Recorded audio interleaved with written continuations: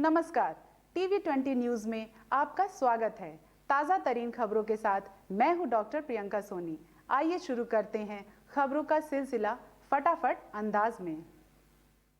आजमगढ़ जिला के बिलरियागंज मार्केट में सोमवार को मिलिट्री के जवानों ने लॉकडाउन का पालन कराने के लिए फ्लैग मार्च किया। इस बीच थानाध्यक्ष बिलरियागंज मनोज कुमार सिंह और सीओ सगड़ी सिद्धार्थ तोमर के नेतृत्व में मिलिट्री की एक कंपनी जिसमें महिला पुरुष जवान सम्मिलित थे, सभी लोग नया चौक से पुरान चौक कासिमगंज ब्लॉक मुख्यालय होते हुए शहाबुद्दीनपुर पहुंचे। इनके फ्लैग मार्च से बाजार के अंदर आने जाने वालों के बीच में अफरा तफरी मच गई। मिलिट्री के जवान उन लोगों को रोक कर समझा रहे थे जो बिना मास्क लगाए पैदल या तो वाहनों से यात्रा कर रहे थे। साथ ही साथ बिना पास की चलने वाली गाड़ी चालकों को पुलिस के हवाले कर रहे थे, जिससे बाजार में दहशत का माहौल बना रहा। जब तक मिलिट्री के जवान बिलरियागंज मार्केट छोड़ नहीं दिए, तब तक बाजार वासी अपनी अपनी दुकानें बंद करके घरों में डूब के रहे।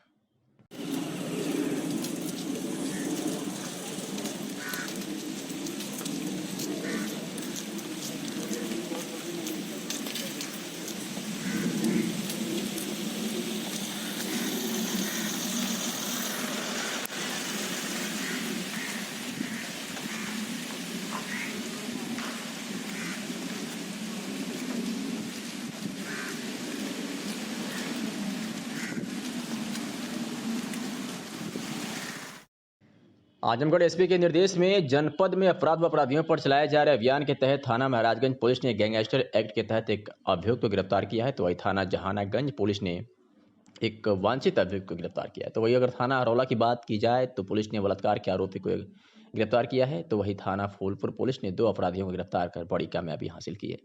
अगर थाना फूलपुर पुलिस की बात करें तो एक अभियुक्त को गिरफ्तार कर आगे की कार्रवाई में जुट गई है। तो वही थाना पवाई पुलिस ने 2 वांछित अभियुक्तों को गिरफ्तार किया है।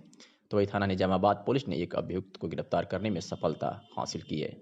अगर थाना गंभीरपुर की बात करें तो पुलिस ने एक वांछित अभियुक्त को गिरफ्तार कर आगे कार्रवाई में जुट गई है। साथ ही हम आपको बता दें कि जनपद आजमगढ़ के विभिन्न थानों द्वारा शांति व्यवस्था बनाए रखने हेतु कुल 38 व्यक्तियों के विरुद्ध 151 CRPC की कार्रवाई की गई है। आजमगढ़ जिला के बिलरियागंज ब्लॉक स्थित Rahul Sankrityayan pharmacy of college में बना क्वारंटाइन सेंटर का निरीक्षण करने पहुंचे DPRO आजमगढ़ लालजी दुबे। मीडिया से बात करते हुए उन्होंने बताया कि जिलाधिकारी आजमगढ़ के निर्देशानुसार आज हम क्वारंटाइन सेंटरों का निरीक्षण करने निकले हैं। निरीक्षण के दौरान सब कुछ संतुलित पाया गया, किसी भी तरह की कोई शिकायत नहीं मिली। एडीओ पंचायत अपनी टीम के साथ वहां अपनी ड्यूटी को चुस्त दुरुस्त बनाए हुए हैं तथा स्वास्थ्य विभाग के डॉक्टर अपनी टीम के साथ मरीजों की देखभाल कर रहे हैं। तो सफाई कर्मियों द्वारा साफ सफाई और रसोइयों द्वारा भोजन की उत्तम व्यवस्था करके क्वारंटाइनरों को दिया जा रहा है। इसके बाद उन्होंने बिलरियागंज ब्लॉक सभागार में पहुंचकर ग्राम सचिवों की बैठक में सचिवों को बताया कि आप लोग गांव में जाकर जिनका शौचालय अधूरा है उनको पूरा कराएं। अगर पैसा नहीं हो तो उन्हें मनरेगा के तहत रोजगार देकर पैसे की व्यवस्था करके उनका शौचालय पूर्ण कराकर हमें सूचना दें। बिलरियागंज ब्लॉक मुख्यालय पर किस पर्पज से आज मैं अभी 1 मई को यहाँ पे तैनात हुआ हूँ और मुझे सौभाग्य मिला कि मैं आज बिलरियागंज विकास खंड में खड़ा हूँ। मैं सबसे पहले क्वारंटाइन सेंटर आपका राहुल सांकृत्यायन विद्यालय जो है उसमें क्वारंटाइन किए गए लोगों को वहाँ की व्यवस्था को देखने के लिए वहाँ पहुँचे हैं। बड़ी अच्छी व्यवस्था है वहाँ पे। आज की डेट में 89 लोग वहाँ पे आके क्वारंटाइन हुए हैं और वहाँ साफ सफाई, भोजन और मेडिकली जितनी व्यवस्थाएं होनी चाहिए सारी व्यवस्था वहाँ पे तैनात है, जिसमें हमारे खंड विकास अधिकारी महोदय, एडीओ पंचायत साहबान, उनकी पूरी टीम लग करके वहाँ पे काम की। उसके बाद कुछ निर्देश जो राज्य सरकार के, भारत सरकार के इस आपदा काल में आए हुए थे उसको लेकर के खंड विकास अधिकारी महोदय के साथ सभी सचिवों को बैठक की गई।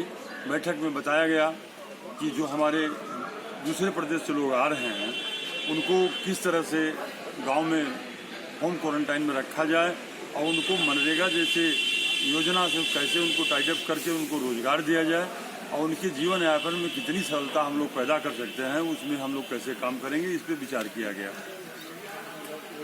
और स्वच्छ भारत मिशन के अंतर्गत क्योंकि लॉकडाउन में आज कुछ छूट मिली जिसमें बिल्डिंग मटेरियल्स को भी छूट मिला, तो सभी को निर्देशित किया गया कि जो शौचालय थोड़े बहुत अपूर्ण हैं उनको तुरंत पूर्ण करा के अप्रूव करा दें और जो नहीं बन पाए हैं उनको तत्काल बनाएं, जिससे कि ये स्वच्छता की सुविधा उनको उपलब्ध हो सके। बोल दीजिए। और दूसरा यहाँ पे जो निर्देश प्राप्त हुए हैं कि आरोग्य सेतु ऐप जो है सभी जो परिवार हैं ग्राम में सबको उस घर में एक आदमी के जरूर मोबाइल पे उसको डाउनलोड करा दिया जाए।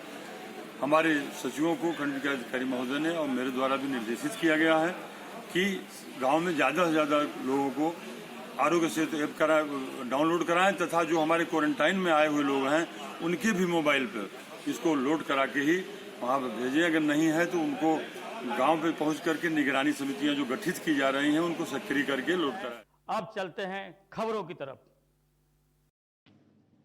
जैसा कि आप जानते हैं कि वैश्विक महामारी से देश ही नहीं पूरा विश्व परेशान है और इससे बचने का केवल एक ही उपाय है, वो भी सिर्फ सावधानी। इसे देखते हुए भारत सरकार ने देश में लॉकडाउन घोषित कर रखा है और बार बार लोगों से अपील कर रही है कि लॉकडाउन का पालन करें।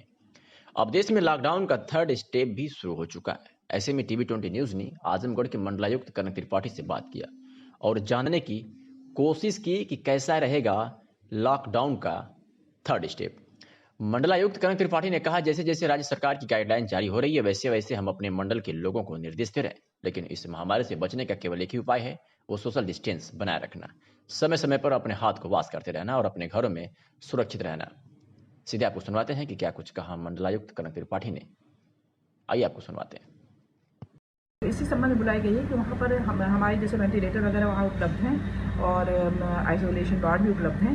तो ऐसी कौन सी अभी चीज़ों की वहाँ कमी है जिससे कि L3 में हम नहीं परिवर्तित कर पा रहे हैं, इसी संबंध में विचार विमर्श के लिए बैठक बुलाई गई है। अधिकारी जो है वो अपना आकलन कर लेंगे और आज सायं तक वो आदेश निर्गत कर देंगे, तदनुसार ही कार्रवाई की जाएगी सभी जगहों में। क्योंकि हमारे 2 जिले ऑरेंज जोन में है और एक जो है ग्रीन जोन में है, तो जिलाधिकारी इसका आकलन करके आज ही इसका स्थिति स्पष्ट कर देंगे।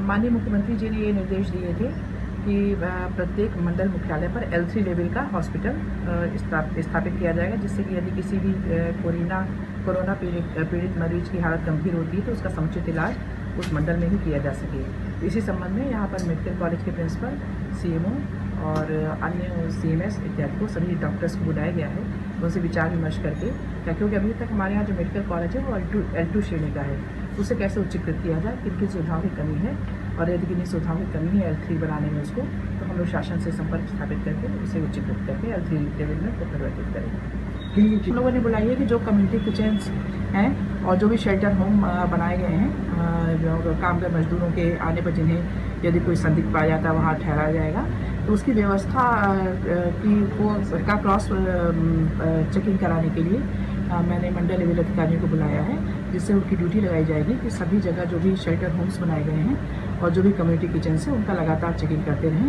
कि वहाँ प्रॉपर व्यवस्था है कि नहीं है। यदि कोई कमी सामने आती है तो वो रिपोर्ट करेंगे और उसके संबंध में उसका निराकरण तत्काल कराया जाएगा। के लिए एक संदेश है मंडल के लिए। जैसा कि हम लोग शुरू से ही देख रहे हैं कि कोरोना वायरस से संक्रमण के लिए सबसे ज़रूरी है सोशल डिस्टेंसिंग और बार बार हाथों को साफ रखना और किसी भी यदि कोई संक्रमित व्यक्ति है तो उसे आइसोलेशन वार्ड में भेजना और उसके संपर्क में ना आना।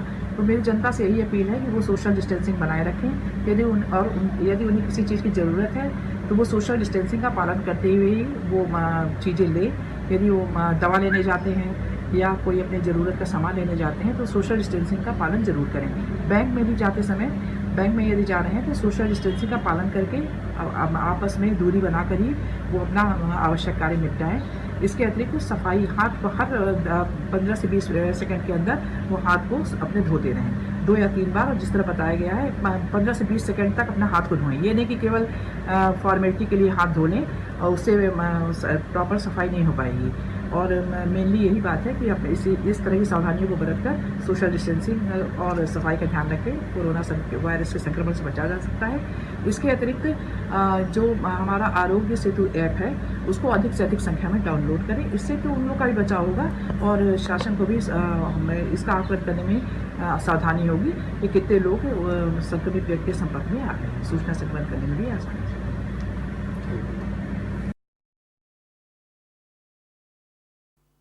नमस्कार, मैं हूं अशोक वर्मा। आप देख रहे हैं TV20 न्यूज। आप लॉकडाउन का पालन करें, घरों में रहें। अब चलते हैं खबरों की तरफ।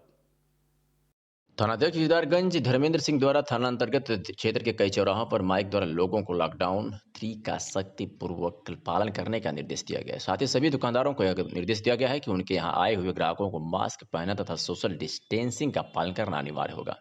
मास्क न पहनने वालों को तथा सोशल डिस्टेंसिंग का पालन न करने वाले लोगों को कोई भी छूट नहीं दी जाएगी। थानाध्यक्ष द्वारा यह भी बताया गया कि शराब की दुकानें दिन में 10 बजे से शाम 7 बजे तक ही खुली रहेंगी, जिसमें सोशल डिस्टेंसिंग का कड़ाई पूर्वक पालन करना अनिवार्य होगा। नियमों का पालन न करने की दशा में उनके खिलाफ कड़ी कार्रवाई की जाएगी। इस अवसर पर sub inspector Javed Siddiqui, head constable परबल सिंह, कांस्टेबल अनूप यादव सहित समस्त पुलिसकर्मी उपस्थित रहे। ये पोस्ट लगा, ग्रामवासियों, ये दुकान व्यवसायियों, ये फिर से सुन लें, अभी नया इंस्ट्रक्शंस जारी हुआ है, अभी देर शाम तक और आएगी। अभी मिठाई और चाय की दुकान ये सब नहीं खुलेंगी। पूर्व की भांति ही पूर्व की नियम के तहत ही सारी कार्रवाई हो रही है। सिर्फ दारू की दुकान आपको 10 बजे से 7 बजे तक के सोशल डिस्टेंसिंग को फॉलो करते हुए ही खुलेंगे। और आप ये बार बार मैं दुकानदारों से अपील कर रहा हूं कि कोई भी व्यक्ति आवे, आप स्वयं मास्क पहनिए और मास्क के लिए जो भी सामान खरीदने आए, अगर बिना मास्क नहीं पहना है तो उसको मास्क करके कहिए कि मास्क पहन के ही आइए, तभी आपको सामान दूंगा। आप एक दूसरे को हमेशा प्रेरित करिए, जिससे आपका देश, प्रदेश, आपका गांव इस संक्रमण से जल्द मुक्त हो। इसमें एक दूसरे की भागीदारी की, सबकी सहयोग की चीजें हैं। जहां 500 था, आज 50,000 के करीब पहुंच गया है। तो इसमें हम लोगों को जागरूक होने की बहुत जरूरत है। जितने भी दुकानदार हैं, जितने भी डॉक्टर साहब के मेडिकल स्टोर की दुकानें हैं, मैं आपसे ये अपील कर रहा हूं, कई बार मैंने कह चुका है कि आप अपने दुकान के सामने व्हाइट लाइन या रेड लाइन के तहत लगा के सोशल डिस्टेंसिंग के नियम को फॉलो करके मास्क पहने हुए व्यक्तियों को ही सिर्फ दें। इसके अलावा कोई भी व्यक्ति आता है तो आप कहिए कि बिना मास्क पहने किसी व्यक्ति को नहीं दी जाएगी सामान। आप एक दूसरे को जागरूक करेंगे, वो अगला को जागरूक करेगा, तो स्वयं लोग जागरूक। अभी भी बहुत सारे रोड में मैं देख रहा हूं कि जो मास्क नहीं पहने हैं। अगर एक भी घटना हुई तो समझ लीजिए कि पूरे गांव और पूरे जिले को कितना बड़ा नुकसान भुगतना पड़ेगा। हर एक व्यक्ति की जिम्मेदारी है और कंधे से कंधे मिला के आप चलिए। जहां प्रशासन की सहयोग की जरूरत है, कोई दुर्व्यवहार नहीं करेगा आपसे, कोई चीज जो नियम का उल्लंघन कर रहा है, आप तुरंत तत्काल कंट्रोल या थानाध्यक्ष के नंबर पे या बीट कांस्टेबल को आप फोन करें। धन्यवाद। जिलाधिकारी ने बताया कि लॉकडाउन 3 में कुछ सहूलतें चक सेक्टर को छोड़कर मिली है, जिसमें किताबों, इलेक्ट्रिकल व इलेक्ट्रॉनिक और शराब की दुकानें, बिल्डिंग मटेरियल की दुकानें को खोलने का आदेश दिया गया है। तो वही शादी, विवाह, मौत होने पर कार्यक्रम में शामिल सोशल डिस्टेंस का पालन के साथ 20 लोगों को शामिल होने की अनुमति दी गई है और ड्राइवर प्लस 2 अन्य के साथ 2 गाड़ियों की अनुमति दी गई है। तो वही बार को अलाउ नहीं किया गया है। पान की दुकान खोलेंगे, लेकिन सार्वजनिक स्थलों पर थूकना दंडनीय अपराध है। सुनवाते हैं कि जिलाधिकारी ने क्या कुछ कहा। ग्रामीण क्षेत्र में भी शुरू है और नगर क्षेत्र में भी लागू हो रही है। इसलिए बिल्डिंग मटेरियल की कीमतें ना बढ़ें, इसलिए बिल्डिंग मटेरियल की सारी दुकानों को खोलने का आदेश कर दिया गया है। किताबें, इलेक्ट्रिकल फैंस, इलेक्ट्रॉनिक्स, इनकी दुकानों को भी खोलने का आदेश कर दिया गया है, प्रतिबंध हटा दिया गया है। शराब की दुकानों पर भारत सरकार और प्रदेश सरकार का ही आदेश स्पष्ट है कि 10 बजे से 7 बजे तक खुलेंगी, लेकिन चकसिकटी के 3 किलोमीटर की परिधि में, कंटेनमेंट जोन तो 1 किलोमीटर है, लेकिन 3 किलोमीटर की परिधि में हमने प्रतिबंधित रखा है दुकान को। बार नहीं खुलेंगे, एकल दुकानें ही खुलेंगी। पान की दुकान भी खुलेगी, लेकिन मदिरा पान और पान खाना दोनों ही सार्वजनिक स्थानों पर नहीं होगा, क्योंकि थूकना प्रतिबंधित है, दंडनीय अपराध होगा।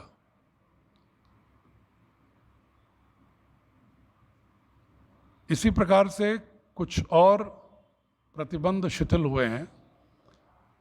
शादी के लिए 20 लोगों की अधिकतम संख्या तक शादी की अनुमति दी जा सकती है।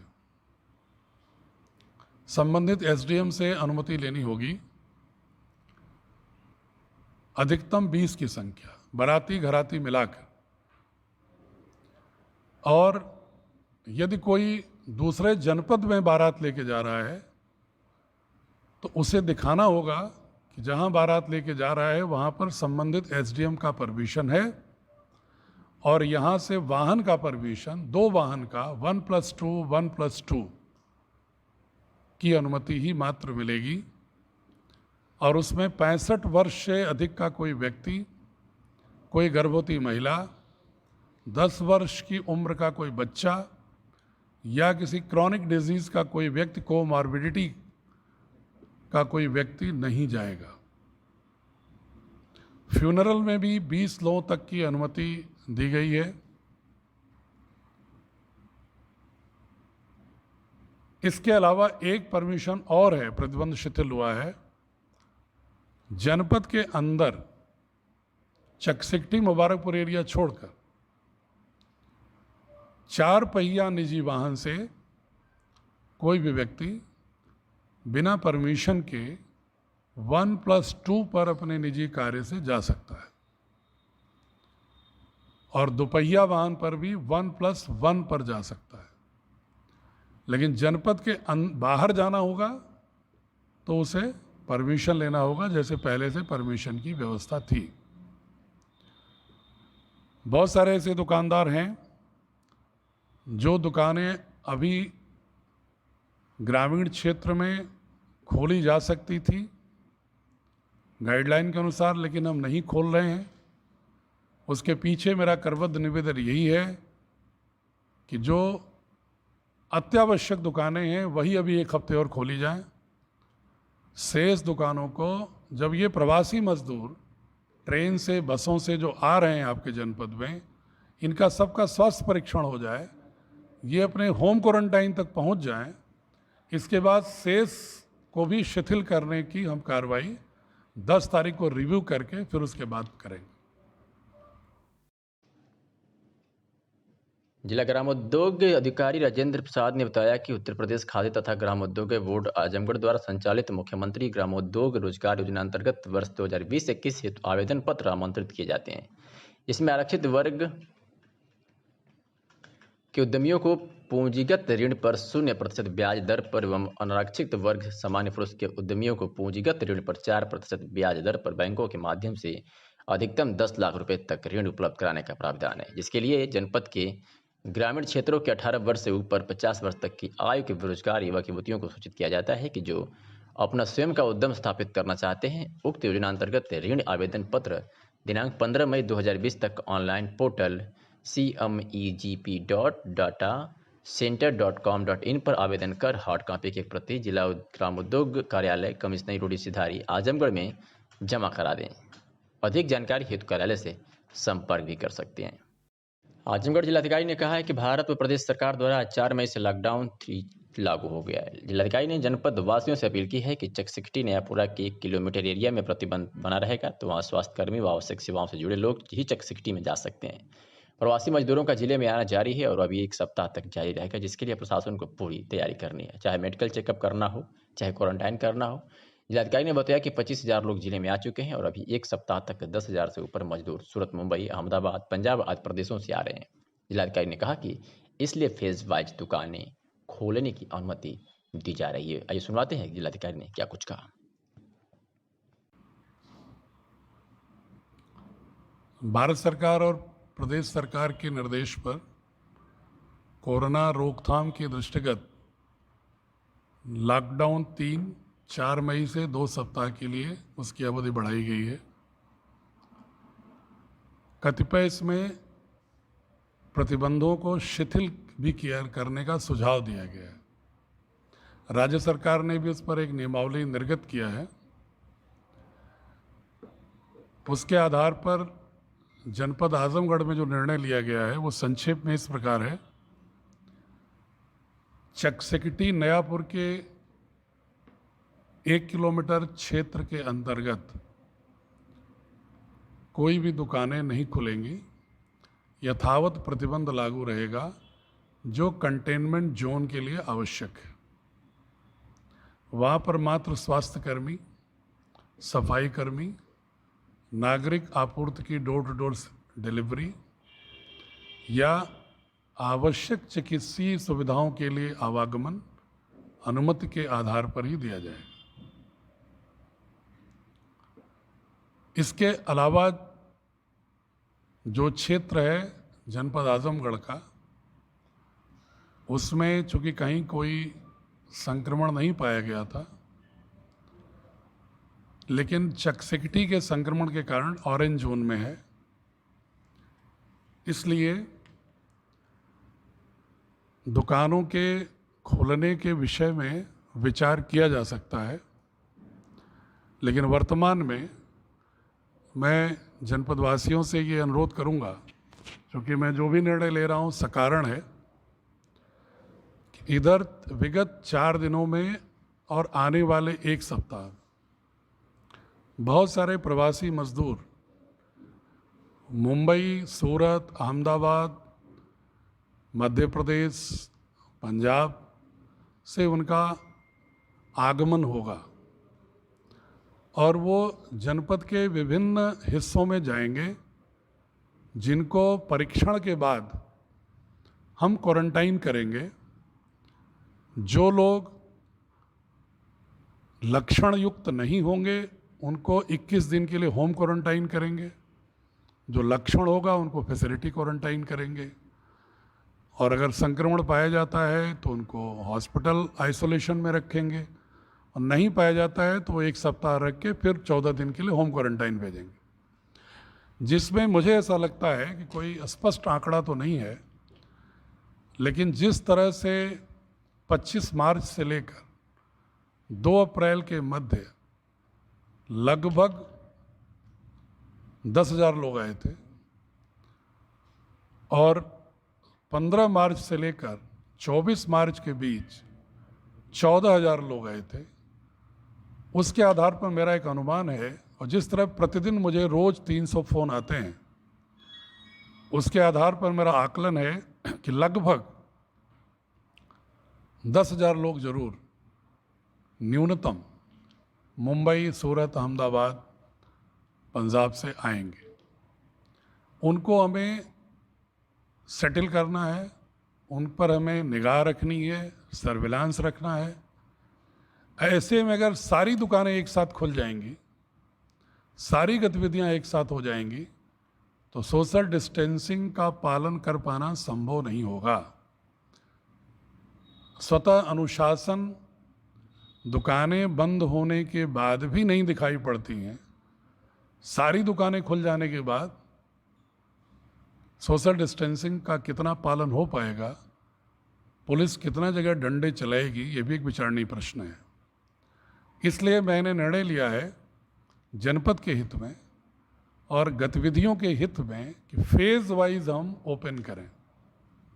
अभी तक कृषि उपकरण और खाद्य रसायन से संबंधित दुकानें खुली ही हैं, सब्जी, फल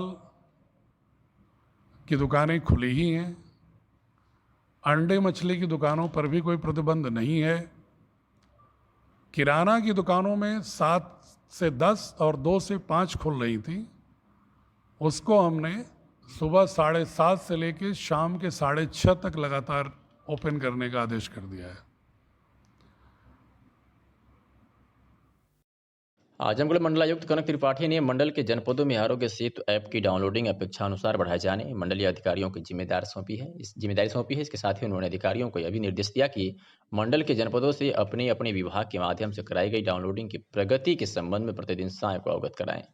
मंडलायुक्त ने कहा कि जनपदों में कम डाउनलोडिंग के कारण राज्य स्तर पर मंडल की स्थिति काफी खराब है। अब तक हुई डाउनलोडिंग के संबंध में विभागवार समीक्षा के दौरान अवगत कराया गया कि माध्यमिक शिक्षा विभाग के माध्यम से मंडल में अब तक लगभग 3,15,000 डाउनलोडिंग हो चुकी है, जिसमें 75% अध्यापकों द्वारा की गई है, जबकि छात्रा द्वारा 50% से कम डाउनलोडिंग की गई है।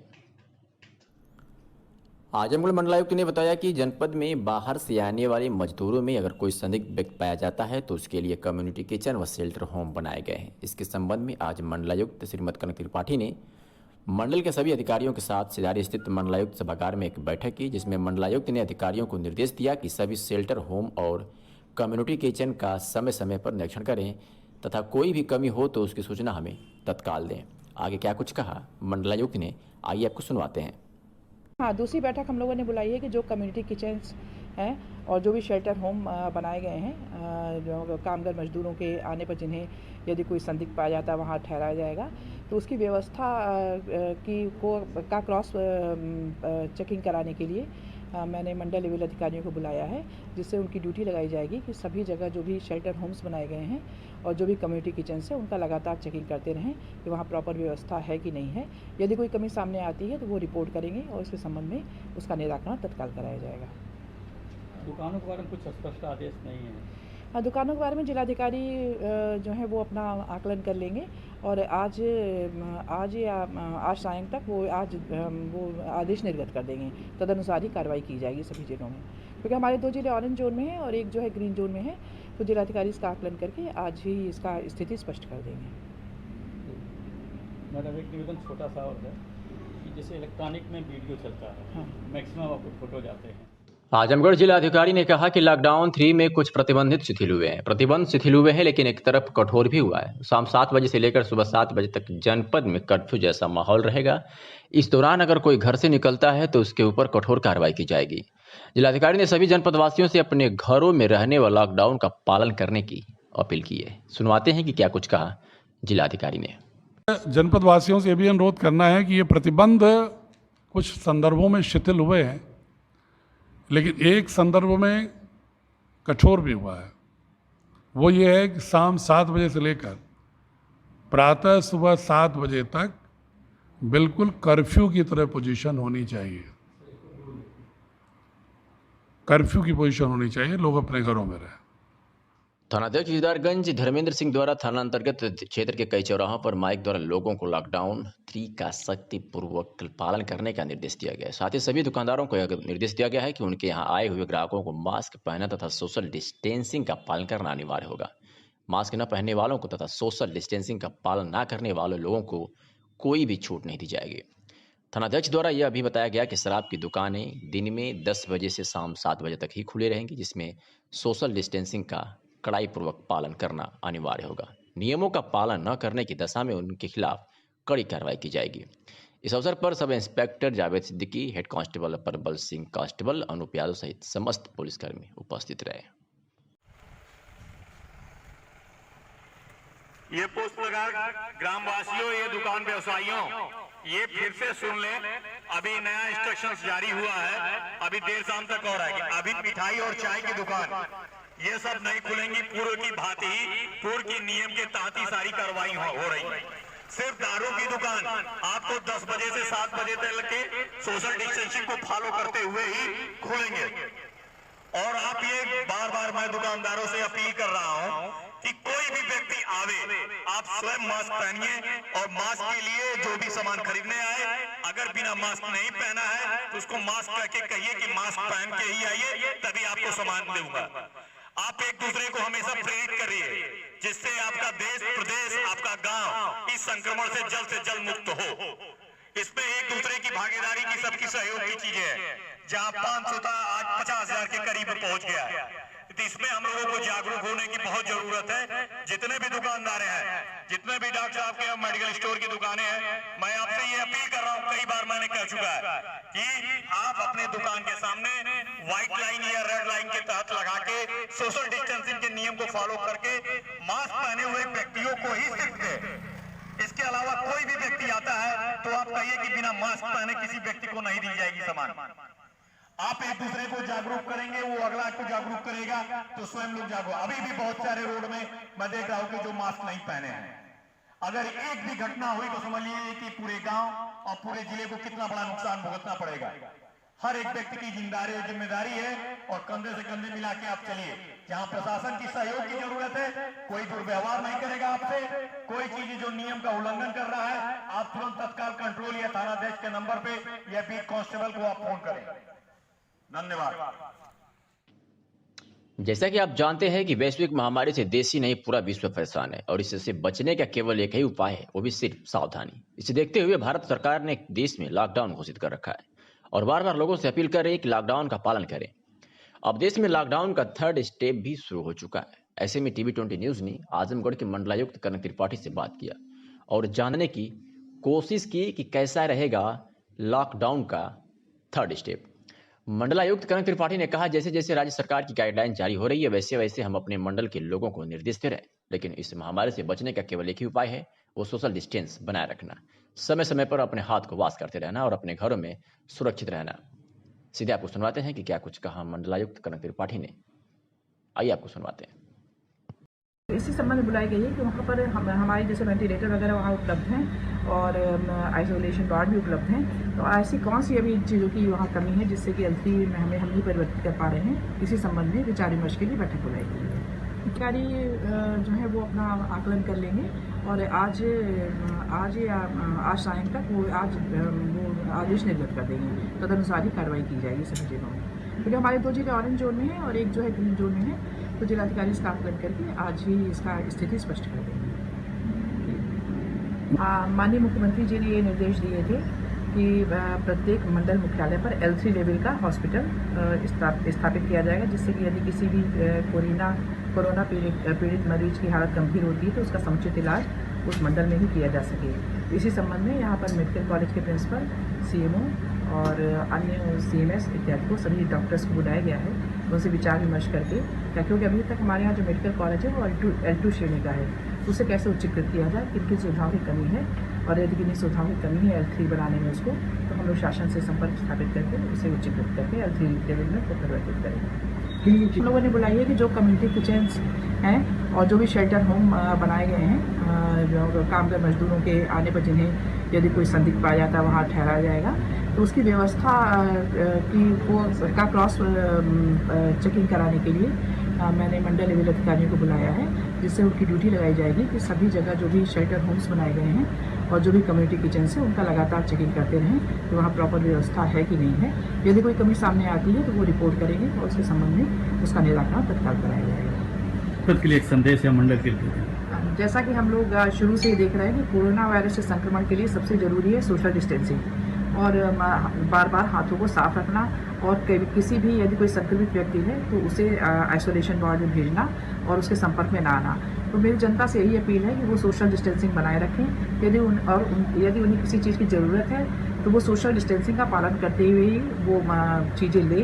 यदि वो दवा लेने जाते हैं या कोई अपनी ज़रूरत का सामान लेने जाते हैं तो सोशल डिस्टेंसिंग का पालन ज़रूर करें।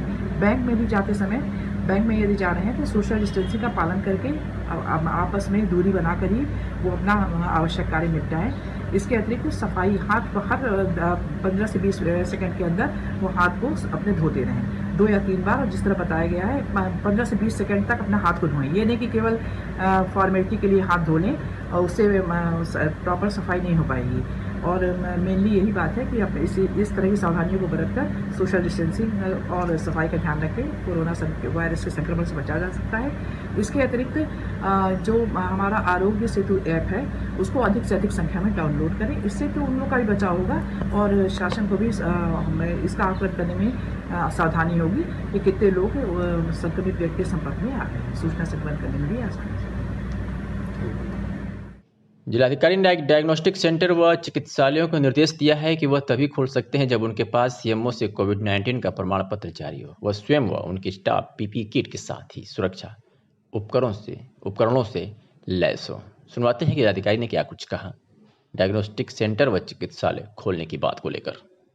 चिकित्सालय डायग्नोस्टिक सेंटर्स खुल सकते हैं, लेकिन उसकी एक शर्त है कि उनको CMO के यहाँ कोविड-19 का प्रशिक्षण उनके और उनके स्टाफ को लेना अनिवार्य है और उनके स्टाफ को PPE किट, ग्लव्स, कैप के साथ जो सुरक्षा उपकरण है उसके साथ लैस होना ज़रूरी है। इन प्रावधानों के साथ जो लोग खोल रहे हैं वो खोल सकते हैं।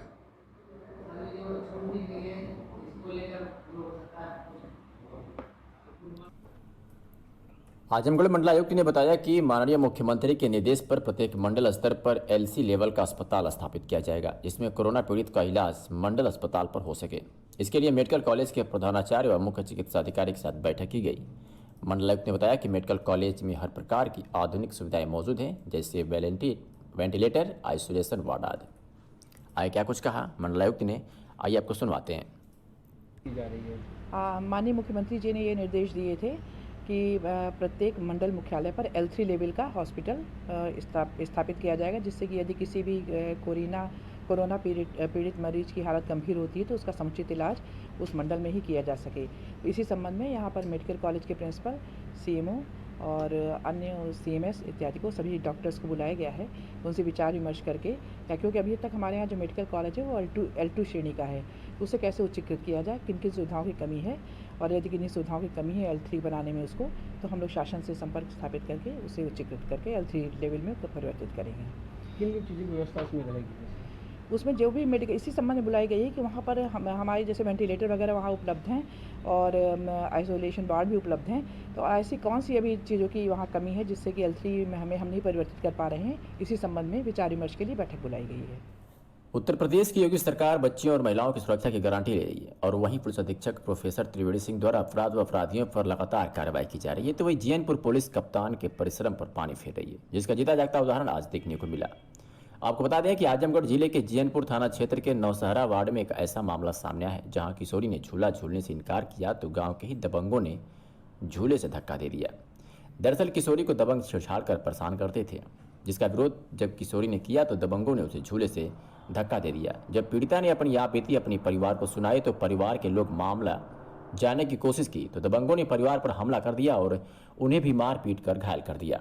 पीड़ित की तहरीर पर जीएनपुर पुलिस ने कस्बे की ही सभी आरोपियों के खिलाफ मामला दर्ज किया और गिरफ्तार भी कर ली गई, लेकिन सुबह होते ही पुलिस पर आरोप है कि उसे सभी आरोपियों को छोड़ दिया। आरोपी छूटते ही फिर हमलावर हो गए और गैस छुड़ाने जा रहे किशोरी के मामा को दबंगों ने जमकर पीट दिया।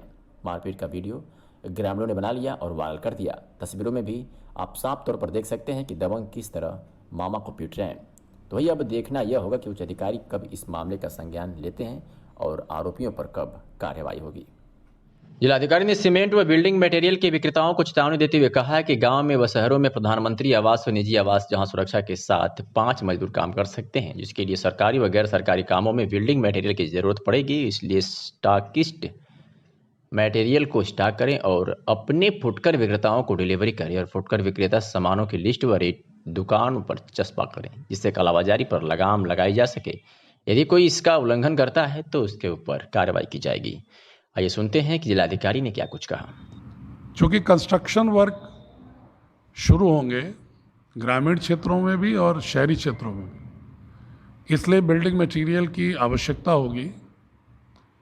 गोडाउन्स जिनके पास हैं थोक सप्लायर्स के पास, उनको बुला के कह दिया गया है कि वो अपने मटेरियल को स्टॉक को पूरा करें और ग्रामीण क्षेत्रों तक जो उनके फुटकर विक्रेता तक वहाँ पहुँचाएँ और उन्हें निर्दिष्ट करें कि वो डिस्प्ले करें स्टॉक और उस पर जो भी उनके दर हैं, ताकि किसी प्रकार की कालाबाजारी ना हो और प्रशासन को कोई प्रतिकूल कार्रवाई करने की बाध्यता ना हो। देखिए, निर्माण कार्य ग्रामीण क्षेत्रों में सभी प्रारंभ होंगे, इसीलिए बिल्डिंग मटेरियल की दुकानें भी हमने सब जगह खोल दिया ताकि दर की प्रतिस्पर्धा हो, कोई व्यक्ति दरों का कालाबाजारी न करे। शहर में भी प्रधानमंत्री शहरी आवास या कोई निजी आवास का निर्माण लेस देन 5 मजदूर के साथ शुरू कर सकता है। 5 मजदूर से ज़्यादा अगर कोई कार्रवाई शहर में करता है तो उसे C2 कंस्ट्रक्शन अलाउड है, अर्थात उस साइट पर ही मजदूर रहने चाहिए एक ही जगह। अगर एक ही जगह पर मजदूर रहें, साइट के अंदर हों या ऐसी जगहों पर हों जहाँ से साइट पर ले आएं और वापस ले जाएं, शहरों में भी निर्माण शुरू कर सकते हैं। औद्योगिक कार्य वर्क प्लेस के अंदर शहरी क्षेत्र में शुरू हो सकते हैं और ग्रामीण क्षेत्र में समस्त औद्योगिक गतिविधियां शुरू हो सकती हैं। मैन्युफैक्चरिंग की औद्योगिक क्षेत्र में जो भी गतिविधियां हैं वो प्रारंभ हो सकती हैं। सब में यह निर्देश जरूर पालन करना होगा कि मास्क लगाएं, सोशल डिस्टेंसिंग का पालन करें, सफाई का ध्यान रखें, हैंड वॉश का ध्यान रखें और उनके घरों में जो प्रवासी मजदूर आए या पड़ोस में आए वो होम क्वारंटाइन वास्तव में हो, इसका गांव स्तर की निगरानी समितियां उसका ध्यान रखें। जिलाधिकारी आजमगढ़ ने जनपद वासियों से अपील किया है कि आप लोगों के संयम और संकल्प के कारण स्वास्थ्य और अन्य विभाग के प्रयास को लेकर स्थिति आज की तारीख में ऐसी है जितने भी केसेज मिले हैं, 8 एक्टिव थे, उसमें से 4 को डिस्चार्ज कर दिया गया है और अब बचे 4 एक्टिव केस थे, उनकी भी दूसरी रिपोर्ट निगेटिव आ चुकी है और तीसरी रिपोर्ट भेजी जा चुकी है। रिजल्ट आते ही उन्हें भी डिस्चार्ज कर दिया जाएगा। ऐसी स्थिति में अगर 13 मई तक कोई केस नहीं आता है तो जिला अपना ग्रीन जोन में आ जाएगा। अगर दोबारा लॉकडाउन के नियमों में लापरवाही सामने आई तो उसका खामियाजा हमें और जनपद वासियों को भुगतना पड़ेगा। आगे क्या कुछ कहा जिलाधिकारी ने, आइए सुनवाते हैं। मैं ध्यान सुन लीजिएगा आप लोग। मैं जनपद वासियों से एक अनुरोध भी करूंगा कि आप लोगों के संयम संकल्प के कारण स्वास्थ्य विभाग के और अन्य विभागों के प्रयास को लेकर आज स्थिति आज की तारीख में ऐसी है कि जितने भी केसेस आइडेंटिफाई हुए थे 8, उसमें से 4 डिस्चार्ज हो गए और जो शेष 4 हैं उनके भी सेकंड सैंपल नेगेटिव हैं और थर्ड सैंपल जा चुका है। रिजल्ट आते वो भी डिस्चार्ज होंगे।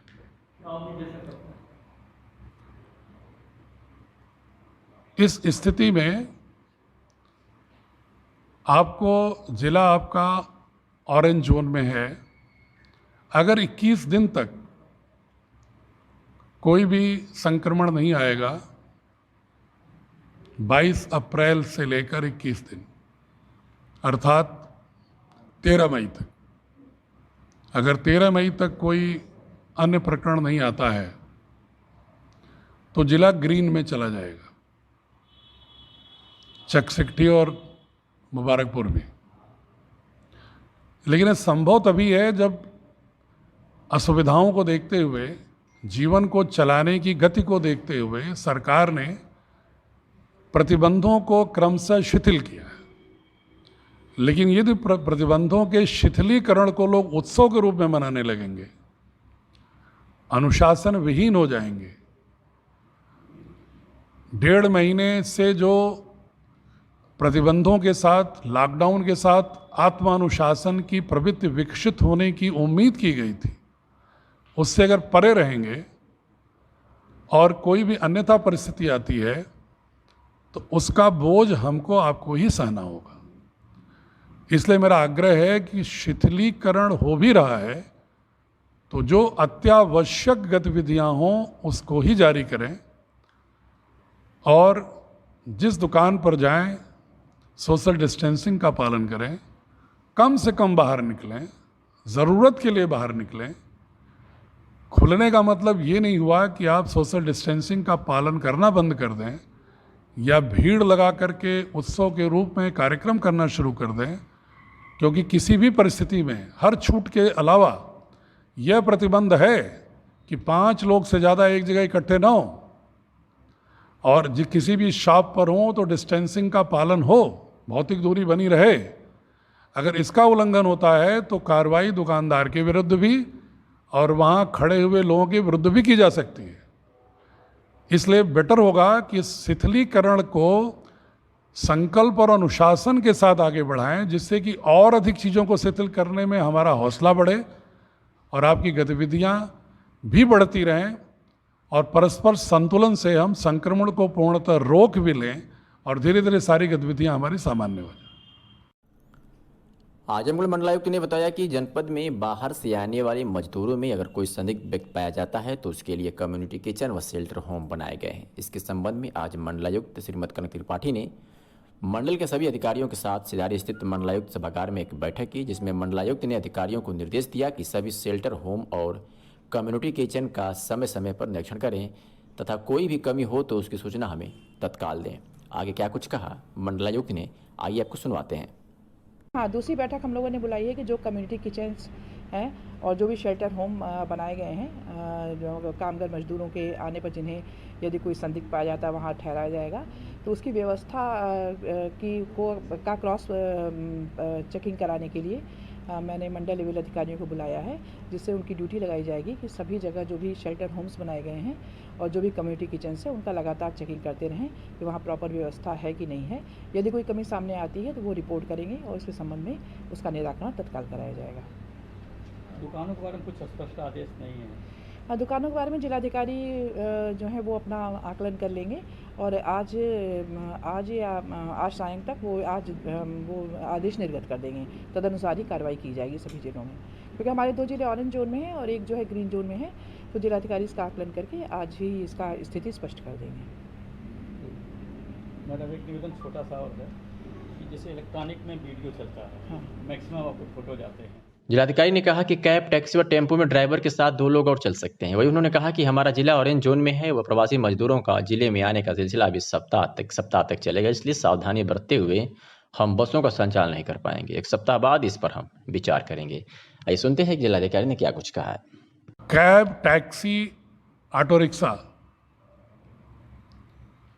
1+2 के आधार पर चल सकती हैं। ड्राइवर +2 इसके आधार पर चल सकती हैं चकसिकटी मुबारकपुर के अलावा।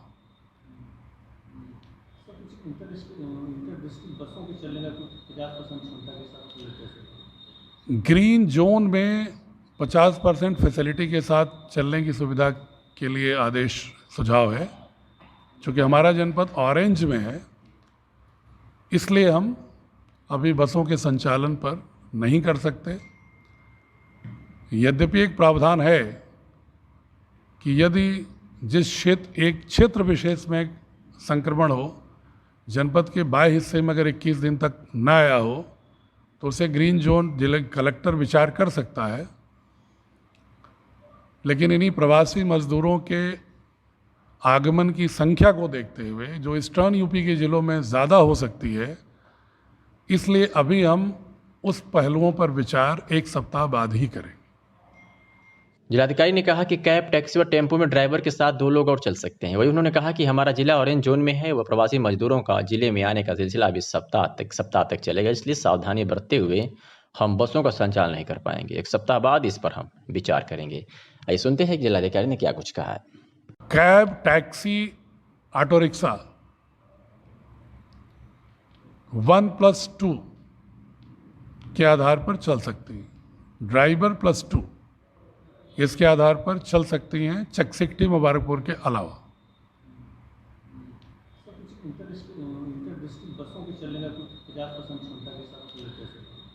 ग्रीन जोन में 50% फैसिलिटी के साथ चलने की सुविधा के लिए आदेश सुझाव है। चूँकि हमारा जनपद ऑरेंज में है, इसलिए हम अभी बसों के संचालन पर नहीं कर सकते। यद्यपि एक प्रावधान है कि यदि एक क्षेत्र विशेष में संक्रमण हो, जनपद के बाह्य हिस्से में अगर 21 दिन तक न आया हो, तो उसे ग्रीन जोन जिला कलेक्टर विचार कर सकता है। लेकिन इन्हीं प्रवासी मजदूरों के आगमन की संख्या को देखते हुए, जो ईस्टर्न यूपी के ज़िलों में ज़्यादा हो सकती है, इसलिए अभी हम उस पहलुओं पर विचार 1 सप्ताह बाद ही करेंगे। आजमगढ़ के अतरौलिया क्षेत्र के ग्राम सभा प्रतापपुर छतौरा स्थित आंगनबाड़ी केंद्र, पंचायत भवन केंद्र ग्रामीणों द्वारा आरोप लगाया गया है कि विगत कई वर्षों से इस पर स्थानीय ग्राम निवासी पीसीसी लेखपाल सुरेश तिवारी द्वारा आंगनबाड़ी केंद्र पर कई वर्षों से कब्जा जमाया गया है, जिसमें भूसा, पंपिंग सेट, लकड़ी, ट्रैक्टर का कल्टीवेटर आदि रखा जा रहा है। इसकी शिकायत स्थानीय ग्रामवासियों द्वारा कई बार उच्च अधिकारियों से की जा चुकी है, लेकिन अभी तक इस पर कुछ भी कार्रवाई नहीं हुई है। तो एक ग्राम सभा सचिव द्वारा पूछे जाने पर बताया गया कि ऐसी कोई बात नहीं है, कमरा खाली करा दिया गया है और वहाँ कुछ नहीं है। सफाई कर्मियों द्वारा साफ सफाई करा दी गई है। मौके पर जाकर देखने पर अभी सब कुछ उसी तरह लेखपाल के कब्जे में ही है।